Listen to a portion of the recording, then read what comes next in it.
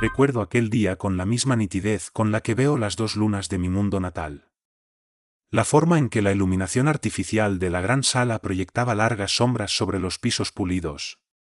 El leve zumbido de los sistemas ambientales, que por lo general se fundía con el ruido de fondo, ese día parecía más fuerte, más siniestro. Tal vez mi mente elige recordarlo así, dadas las consecuencias que vinieron después. Oh, mis disculpas. Debería presentarme. Soy Zixtal, exoficial diplomático de rango junior del Consejo Galáctico. Ahora sirvo como historiador en jefe, encargado de documentar los eventos que transformaron por completo nuestra comprensión de la humanidad. Las especies más jóvenes suelen preguntarme por qué tratamos a los humanos con tanto cuidado y respeto. Este registro lo explicará todo. Aquel día, la sala del Consejo estaba abarrotada con representantes de más de 300 especies. Los recicladores de aire luchaban por manejar los diferentes requerimientos atmosféricos de tantos seres.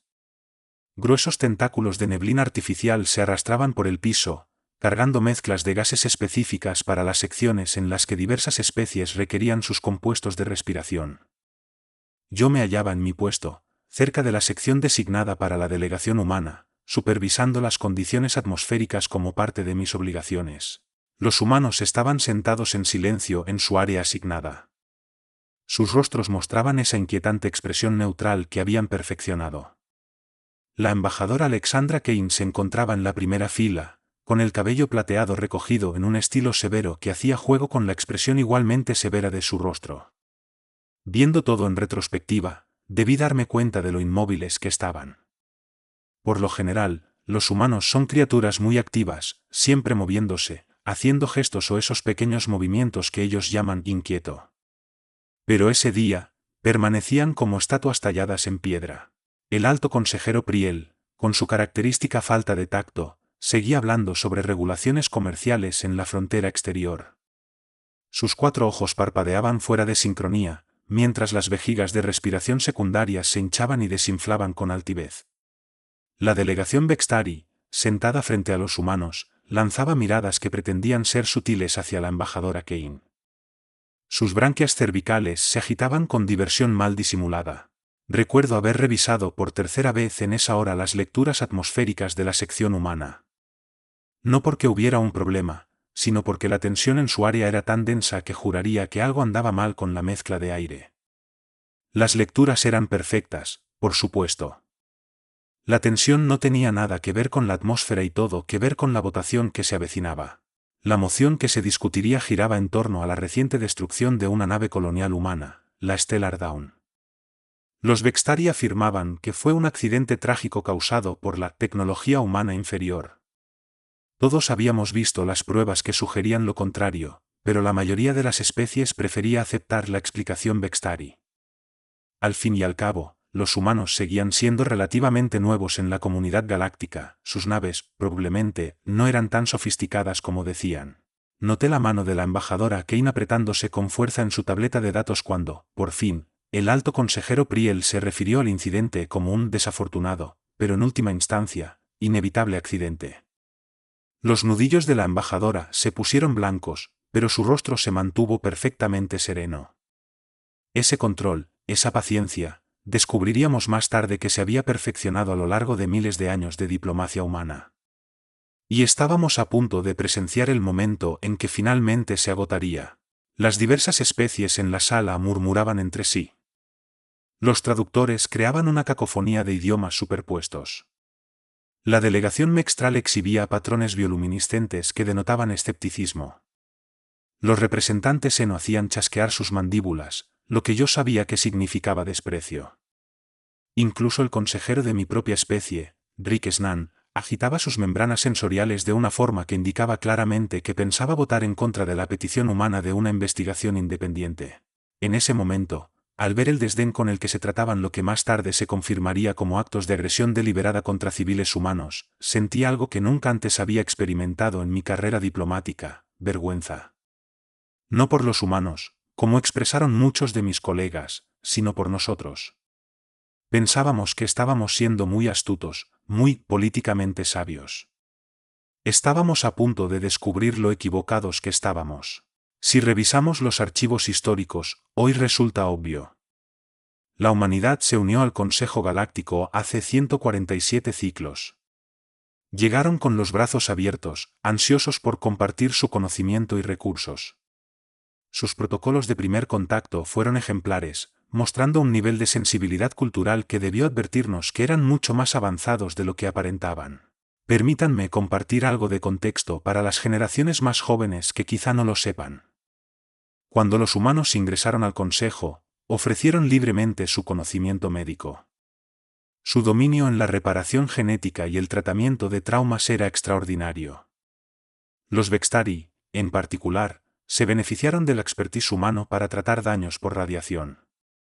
Sin embargo, cuando los humanos pidieron acceso a la tecnología de blindaje Vextari a cambio, estos alegaron que su tecnología era demasiado avanzada para que los humanos la entendieran. Luego estuvo el infame programa de intercambio agrícola.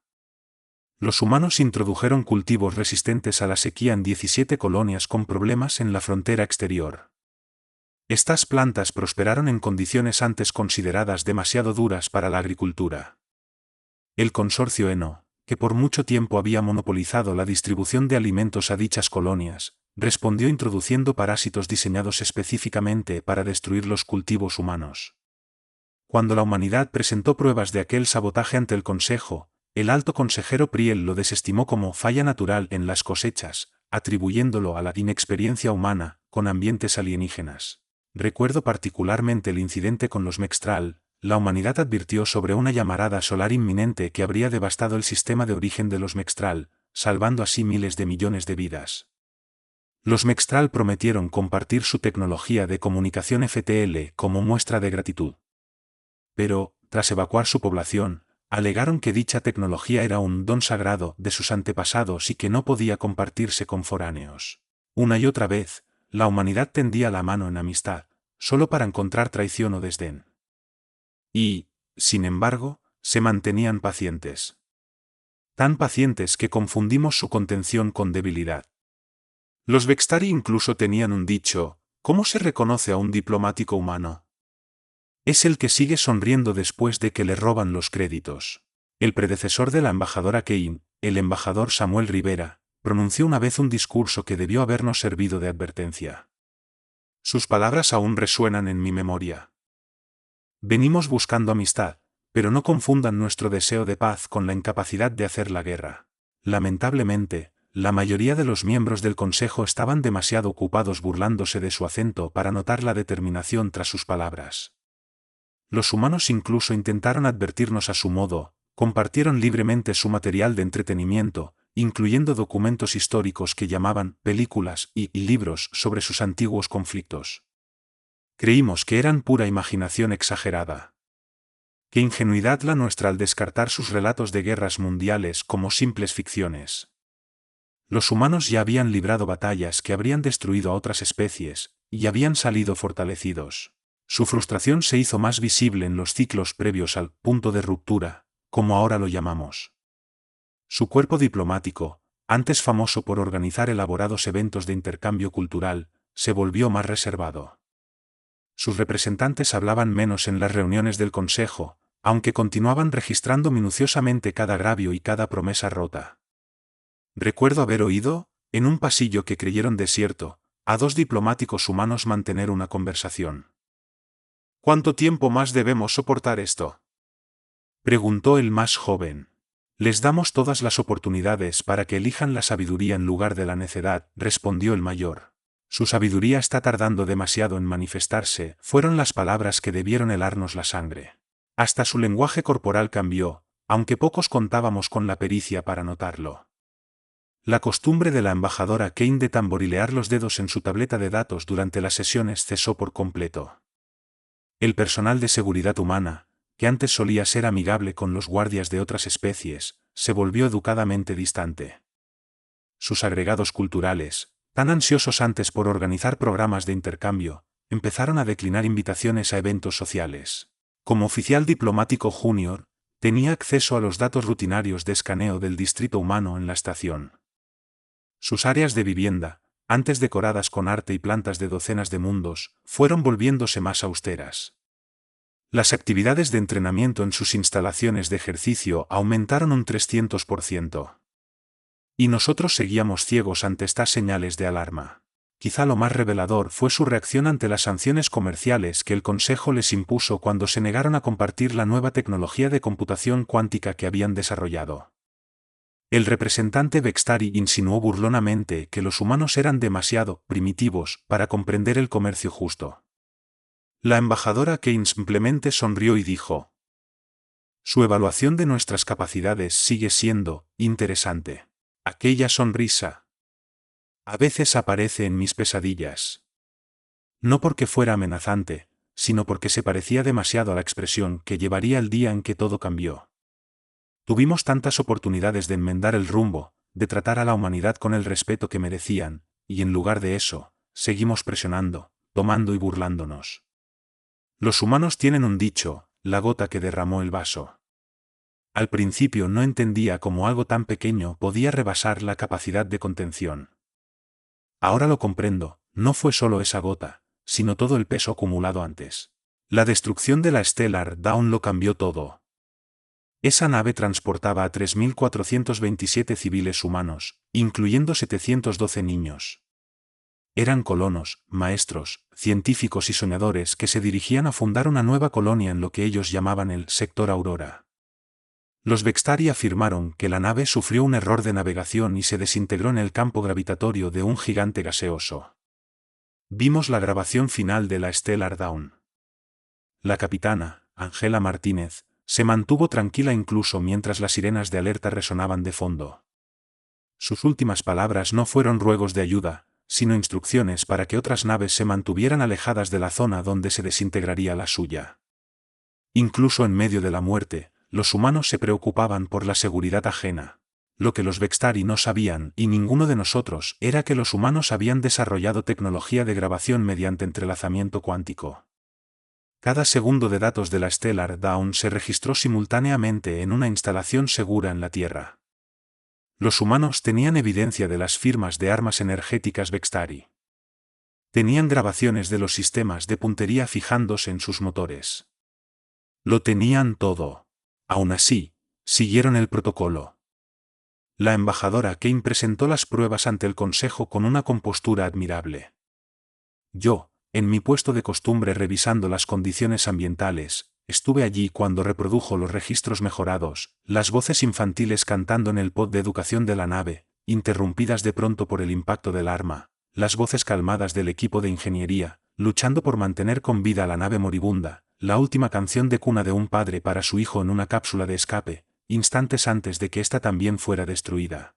Varios miembros del Consejo tuvieron que ausentarse durante la presentación. Recuerdo que las vejigas respiratorias secundarias del alto consejero Priel se desinflaron por la angustia. Incluso los representantes Bextari mostraron incomodidad, sus branquias cervicales pegadas a la piel. Pero la incomodidad no equivalía a rendición de cuentas. La respuesta humana sorprendió a todos, no hubo amenazas, ni exigencias de venganza. La embajadora Kane presentó una petición formal para una investigación independiente, cumpliendo escrupulosamente cada norma y cada precedente antiguo del Consejo que respaldara su solicitud. Los humanos demostraron una maestría en nuestro sistema burocrático que debió habernos hecho comprender cuánto habían estudiado nuestras debilidades. Cuando el ministro de Comercio Bextari, Brent Cha, acusó a los humanos de falsificar las pruebas, la embajadora Kane respondió con palabras que me helaron las membranas sensoriales. La señora Martínez tenía una hija a la que le encantaba cantar. Se llamaba Sofía y tenía 6 años.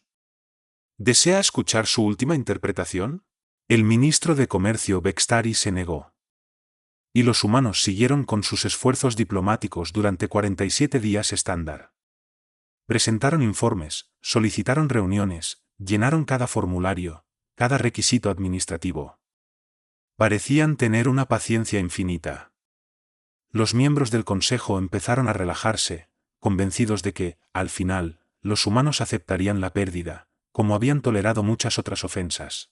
Estuve presente cuando el almirante James Morrison llegó a la estación. Se movía con la gracia fluida que caracteriza al personal militar humano, pero había algo distinto en él.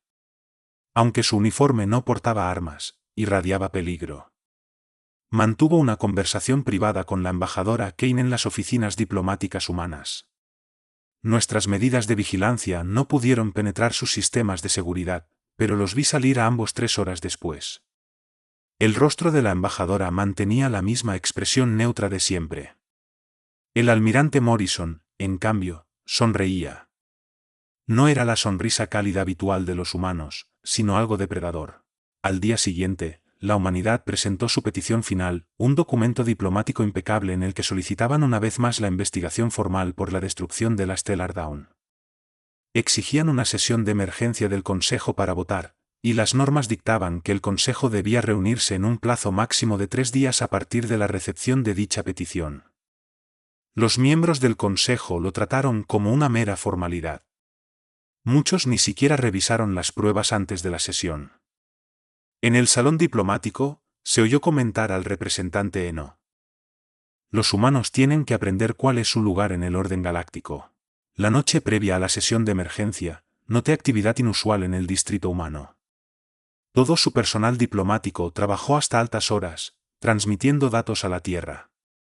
Los escáneres de seguridad mostraron que estaban borrando sistemáticamente sus bases de datos locales. Varios consejeros recibieron esta información, pero la ignoraron con indiferencia. El embajador Mextral se rió, sugiriendo que los humanos hacían un berrinche. Ojalá hubiera comprendido entonces lo que sé ahora, no era un berrinche, sino la preparación de un campo de batalla. Sabían perfectamente cómo saldría la votación y ya habían decidido qué vendría después. La paciencia de la humanidad había llegado a su fin, y estábamos a punto de descubrir por qué tantos de sus documentos históricos describían a los humanos como creadores y destructores. La sesión de emergencia comenzó como cualquier otra reunión del Consejo. Los representantes entraron y ocuparon sus asientos, mientras los sistemas ambientales se ajustaban a sus necesidades biológicas. Pero había diferencias sutiles que casi nadie notó. La sección humana estaba inusualmente vacía, solo la embajadora Kane y 3 miembros de su personal. El almirante Morrison se mantenía firme junto a la entrada, atrayendo miradas curiosas. El alto consejero Priel declaró abierta la sesión con su típico aire pomposo. La luz de la sala se atenuó ligeramente, resaltando la plataforma central para los oradores. Primero habló la delegación Bextari. El ministro de Comercio Rensei pronunció un largo discurso sobre acusaciones infundadas y la importancia de la unidad. Sus branquias cervicales ondulaban con una falsa simpatía mientras describía la tragedia de la Stellar Dawn como lamentable, pero natural. Siguió una procesión de representantes, especie tras especie se alzó para hablar, desdeñando las preocupaciones humanas con un tono cada vez más condescendiente. El delegado Eno sugirió que los humanos necesitaban mejor entrenamiento de pilotos. El embajador Mextral propuso que los humanos se quedaran en su propio territorio hasta que entendieran mejor los viajes espaciales. Cada declaración era recibida con murmullos de aprobación.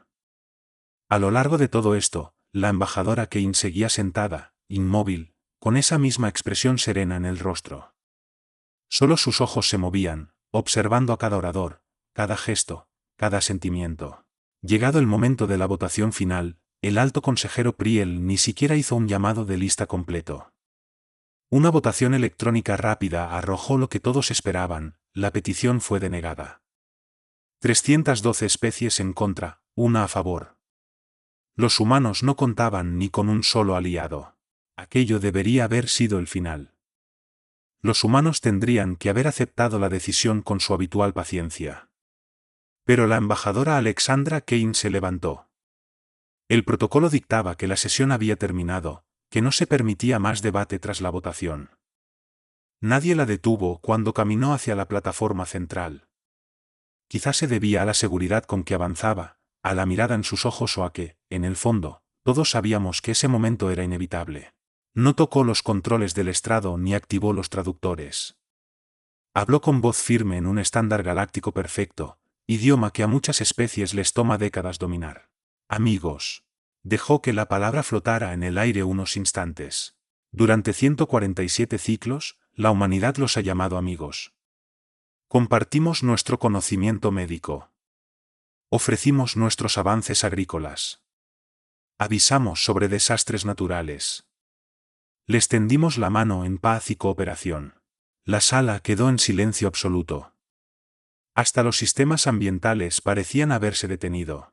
Ustedes tomaron nuestros regalos y nos respondieron con burlas. Sabotearon nuestras cosechas. Rompieron sus promesas. Mataron a nuestros hijos. Su voz no se elevó, ni mostró rabia. De algún modo, eso lo hizo todavía más sobrecogedor. La embajadora Kane levantó la mano, y en el aire sobre la sala, apareció un holograma, los rostros de cada persona que murió en la Stellar Dawn, hombres, mujeres y niños, todos con sonrisas congeladas en sus fotografías de identificación. Creen que somos débiles porque preferimos la paz. Confunden paciencia con cobardía. Confunden contención con incapacidad. Revisan nuestra historia, que hemos compartido libremente, y solo ven lo que quieren ver. Pulsó un botón en su dispositivo de muñeca. El holograma cambió, mostrando la Tierra, pero no el plácido mundo azul que conocíamos, sino uno marcado por cicatrices y llamas, aunque seguía en pie. Pasaron imágenes de conflictos humanos a lo largo de su historia, no las versiones suavizadas habituales, sino escenas crudas de sus guerras. No elegimos la paz porque no sepamos pelear. La elegimos porque conocemos demasiado bien la guerra. Sus palabras cayeron como rocas en la sala silenciada. No estaban listos para esta verdad, así que esperamos. Les dimos todas las oportunidades para que superaran sus rivalidades mezquinas y sus ambiciones superficiales. El almirante Morrison se acercó y le entregó un pequeño dispositivo que ella alzó para que todos lo vieran, un simple botón rojo, como sacado de sus antiguas películas de guerra. Era absurdo, pero después entenderíamos que lo habían elegido a propósito, una referencia directa a la cultura que nos habían mostrado. La votación que acaban de hacer no buscaba decidir sobre nuestra petición. Era su última oportunidad de elegir la sabiduría.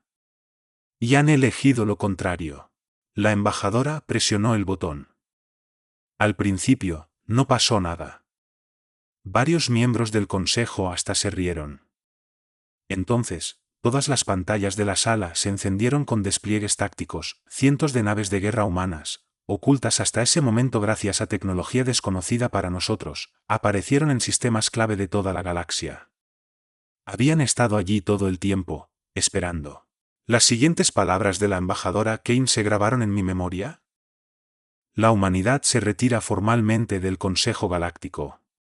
Tienen 24 horas para evacuar esta estación antes de que demostremos exactamente por qué preferimos la paz. Las coordenadas de rutas de evacuación se han transmitido a sus naves. Por su propia seguridad, no se desvíen de ellas. Ella se giró para marcharse y luego se detuvo. Y ministro de Comercio Renscha. A Sofía Martínez le gustaba cantar Estrellita, ¿dónde estás? Recuérdelo. La sala estalló en caos. Especies que habían sido enemigas por milenios se apresuraban juntas a las mismas rutas de escape. Los humanos se retiraron con calma, dejándonos afrontar las consecuencias de nuestras decisiones. Recuerdo la sonrisa del almirante Morrison al seguir a la embajadora Kane. Era la misma sonrisa que sus guerreros antiguos mostraban en las grabaciones históricas que consideramos ficción, la sonrisa de un depredador al fin liberado. La evacuación de la estación del Consejo se realizó con sorprendente orden, gracias en su totalidad a la planificación humana. Sus rutas de evacuación estaban calculadas con precisión para evitar embotellamientos y conflictos entre especies con atmósferas incompatibles. Incluso en ese acto definitivo, mostraron eficiencia y consideración. Observé la primera demostración del poderío militar humano desde la cubierta de observación de un transporte de refugiados. Exactamente 24 horas después de la advertencia de la embajadora Kane, la flota humana salió de su invisibilidad alrededor de la estación. Sus naves no se parecían en nada a las simples embarcaciones que nos habían enseñado antes. Eran verdaderos depredadores, con los cascos decorados con lo que luego supimos eran bocas de tiburón, una tradición que se remontaba a sus antiguos vehículos de combate aéreo. El almirante Morrison dirigía la operación desde la HSS Retribution, cuyo nombre ya debía habernos alertado. Sus otras naves tenían nombres igual de elocuentes: HSS Nemesis, HSS Righteous Fury, HSS Remember the Dawn. Cada uno era una promesa. La estación del Consejo, orgullo de la civilización galáctica por más de 10.000 ciclos, fue aniquilada en un abrir y cerrar de ojos con aniquilación por antimateria. No quedó escombro alguno. Los humanos no solo la destruyeron, sino que la borraron de la existencia. El mensaje era claro, podían haberlo hecho en cualquier momento durante el siglo y medio anterior. Y eso solo fue el principio. En toda la galaxia, las naves de guerra humanas aparecieron con ataques coordinados y precisos. No apuntaron a poblaciones civiles ni a la infraestructura básica. Dirigieron su fuerza contra instalaciones militares, laboratorios de investigación armamentística, de manera específica, a los astilleros y plataformas de defensa Vextari. La finca personal del ministro de Comercio Renschan, el mundo natal Vextari, recibió un trato especial.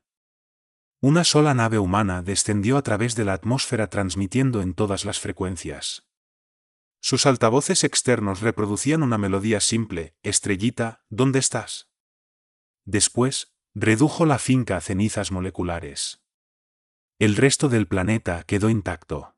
Los Eno intentaron contraatacar con sus temidas bioarmas. Las naves humanas ni siquiera se molestaron en esquivarlas, los enjambres se desintegraron al tocar sus escudos. La humanidad había pasado un siglo estudiando nuestras armas y había desarrollado contramedidas para todas. Cuando los Mextral desplegaron sus disruptors sagrados de comunicación FTL con la esperanza de romper la coordinación humana, descubrieron que los humanos nunca habían dependido de señales FTL convencionales. Cada nave humana operaba con sincronización táctica perfecta mediante sistemas de entrelazamiento cuántico, muy por encima de lo que habíamos imaginado. Sus fuerzas terrestres eran igual de aterradoras. Cuando los Vextari intentaron retener como rehenes a científicos civiles en una instalación de investigación, con la esperanza de negociar, la humanidad respondió con lo que ellos llamaban tropas de descenso, soldados con armaduras de combate potenciadas que caían desde órbita. Sus blindajes soportaban impactos que habrían convertido a cualquier otra especie en líquido. Se desplazaban con velocidad y precisión devastadoras, neutralizando a los secuestradores sin una sola baja civil. Tuve la oportunidad de presenciar una de estas operaciones de primera mano. Yo formaba parte de un equipo médico neutral autorizado para tratar a los heridos. Los soldados con armadura nos superaban en estatura, pero ayudaron a cargar camillas y calmar a los afectados. Uno de ellos, con su armadura aún humeante por la entrada orbital, le cantó suavemente una canción a una niña Vextari asustada mientras un médico atendía sus lesiones. Esa dualidad fue la mayor revelación sobre la naturaleza humana, capaces de violencia extrema, pero eligiendo la compasión.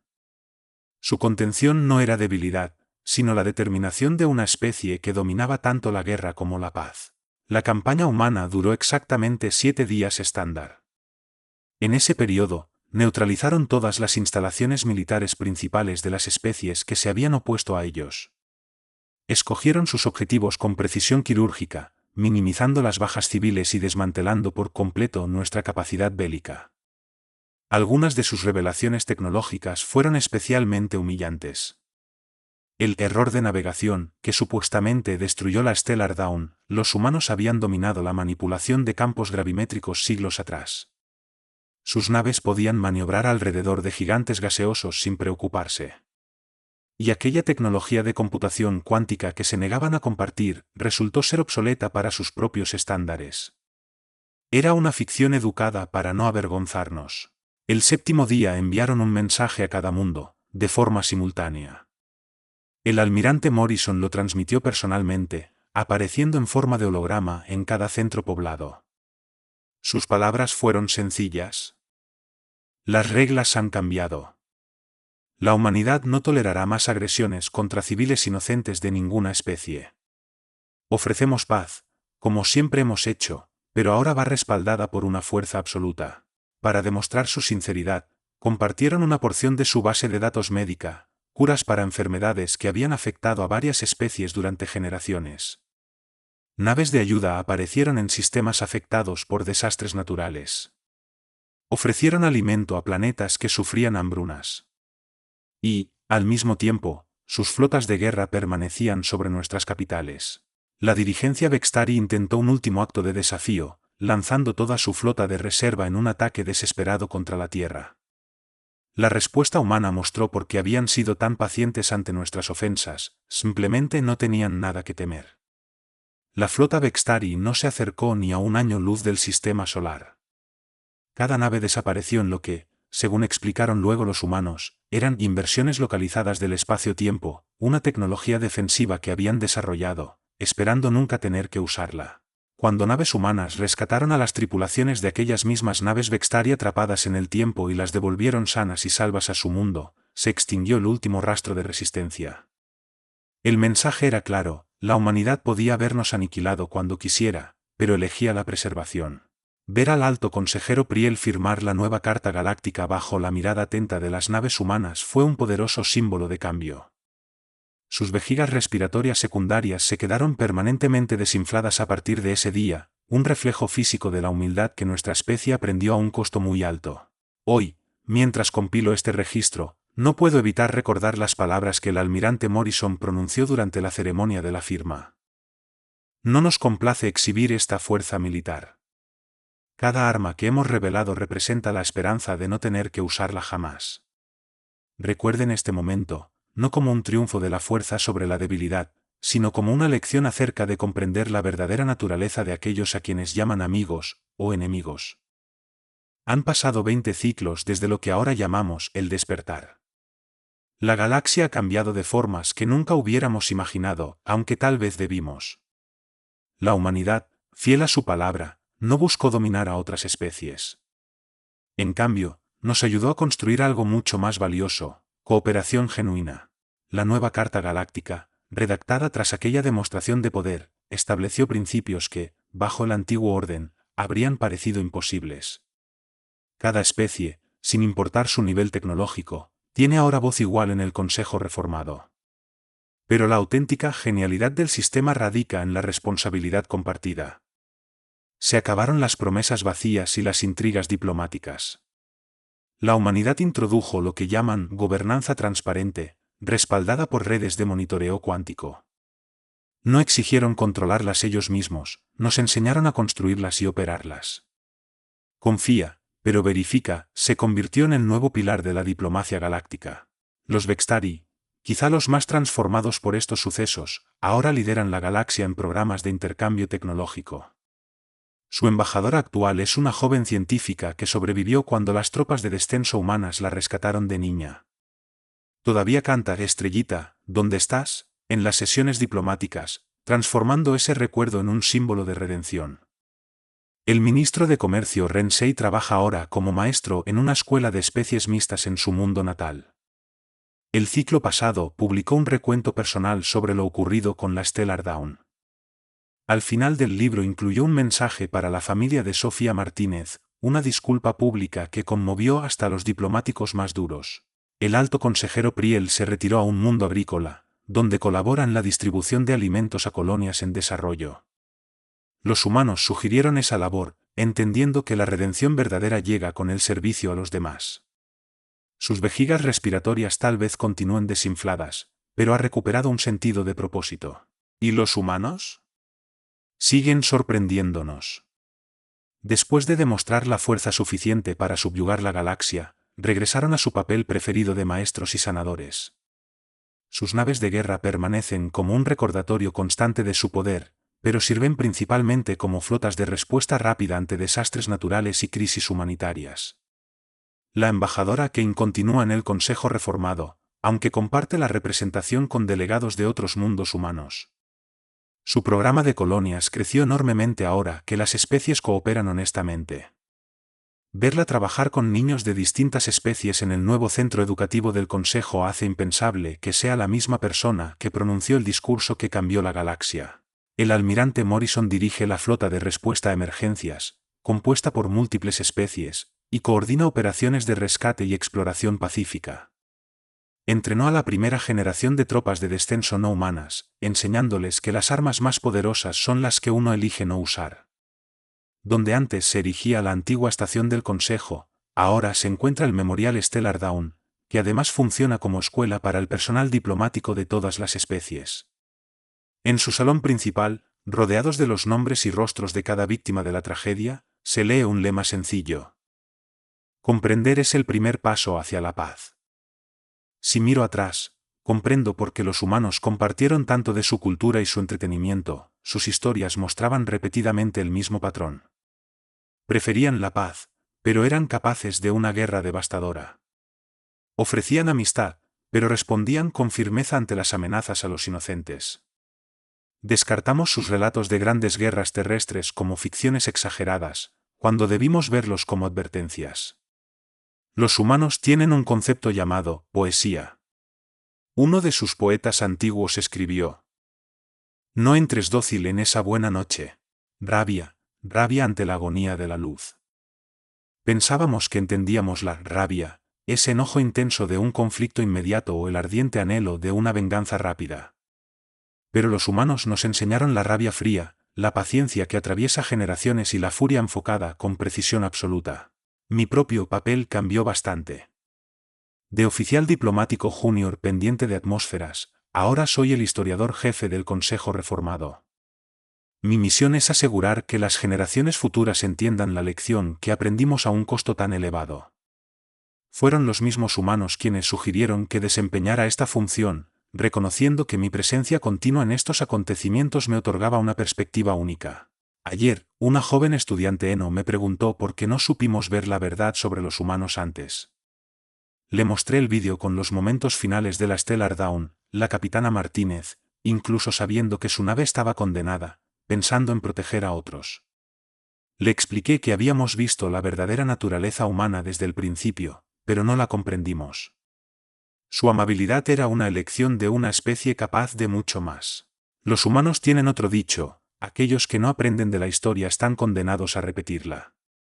Por eso registro estos eventos, y por eso cada estudiante de diplomacia estudia ahora en detalle lo ocurrido durante el despertar. No porque temamos el poder humano, sino porque al fin entendemos la responsabilidad que conlleva el poder. Al final, la victoria más grande de la humanidad no fue el despliegue de su fuerza militar, sino enseñarnos que la verdadera fortaleza no está en la capacidad de destruir, sino en la voluntad de proteger. Nos demostraron que la paciencia no es debilidad, que la bondad no es ingenuidad y que comprender a los demás es el mayor poder de todos. Al concluir este registro, recuerdo algo que dijo la embajadora Kane durante la primera sesión del Consejo Reformado. Que este día no sea recordado como aquel en que la humanidad mostró su fuerza, sino como aquel en que la galaxia aprendió el valor del respeto. Tenía razón. Recordamos. Entendemos. Y nunca lo olvidaremos. Si disfrutaste de esta emocionante aventura y quieres seguir explorando historias épicas como esta, no olvides dejar tu me gusta. Tu apoyo significa mucho para nosotros y nos ayuda a seguir creando contenido apasionante. Además, suscríbete a nuestro canal para no perderte ninguno de nuestros futuros relatos. Y si tienes algún comentario o sugerencia, o simplemente quieres compartir tus pensamientos sobre la historia, nos encantaría leerlos. Tu interacción es lo que anima a esta comunidad. Gracias por ser parte de nuestra aventura galáctica y nos vemos en el próximo video.